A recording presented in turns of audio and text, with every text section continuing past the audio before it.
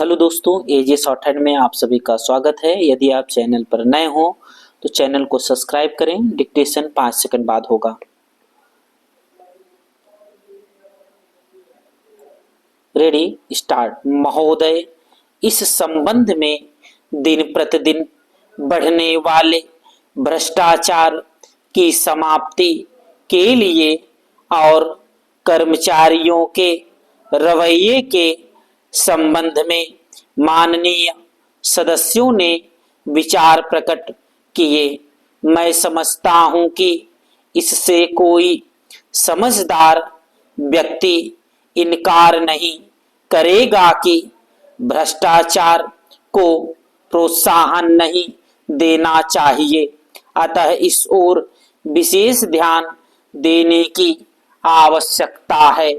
भ्रष्टाचार को समाप्त करने के लिए जो कठिनाइयां सरकार के समक्ष हैं, उन पर शीघ्र ही कदम उठाए जाने चाहिए।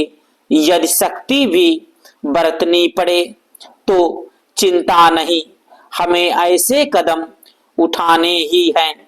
मैं यह जानता हूं कि बहुत से लोग, जिनमें कुछ हमारे साथी भी हैं, इसकी कुछ बातों का विरोध करते हैं, परंतु यदि हम देश की उन्नति चाहते हैं, यदि हम देश को आगे बढ़ाना चाहते हैं और विशेषकर यदि आप समाजवादी ढांचे के आधार पर, जिसको कि कांग्रेस ने देश के लिए निश्चित किया है, इस देश की व्यवस्था करना चाहते हैं, तो हमारे लिए आवश्यक है कि हम इस तरह से कदम उठाएं कि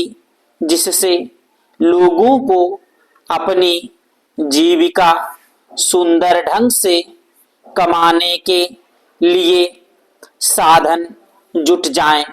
वास्तव में यह सरकार, जिसने यह साहसपूर्ण कार्य किया है, इस कार्य के लिए सबसे अधिक बधाई की पात्र हैं।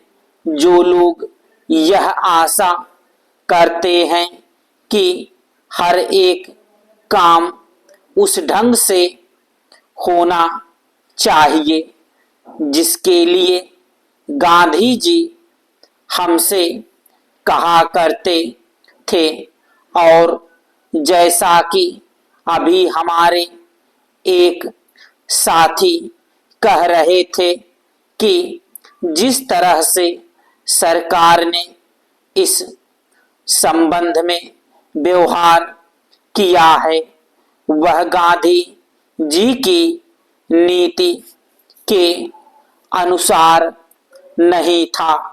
यही नहीं, उन्होंने तो एक तरह से कांग्रेस ने जो समाजवादी ढांचे पर समाज की व्यवस्था की नीति अपनाई है, उसका विरोध किया।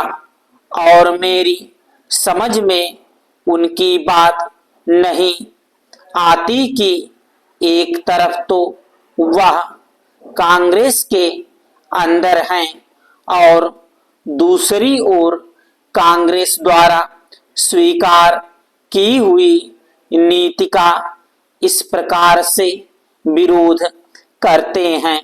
मैं समझता हूं कि वह इस बात को भी जानते होंगे कि कांग्रेस द्वारा इस नीति को स्वीकार कराने वालों में अधिकतर वे ही लोग हैं जो गांधी जी के अनुयायी हैं और उनके सिद्धांतों में विश्वास रखते हैं।